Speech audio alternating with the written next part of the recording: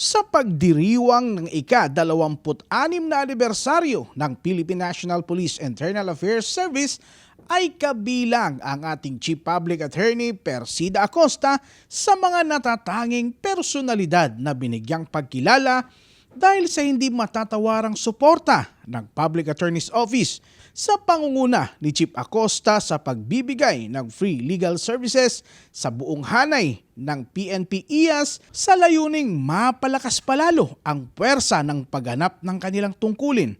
Ito ay bahagi ng Memorandum of Agreement bilang partnership ng dalawang tanggapan. Ang tema ng nasabing pagdiriwang ay Internal Affairs Service tagagabay ng disiplinadong pambansang kapulisan para sa ligtas na Pilipinas. Kinilala si PAO Chief Acosta bilang exemplary stakeholder at ito ay tinanggap ng ating Deputy Chief Public Attorney Annalisa Soriano.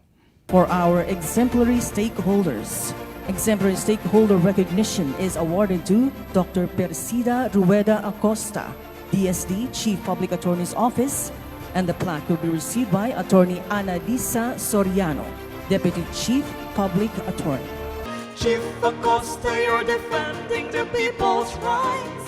You keep on fighting the good fight, the justice and public service. You've dedicated your life. You're deeply touching others' lives. You're fighting the good fight. This cannot be denied. Onward and fighting the good fight.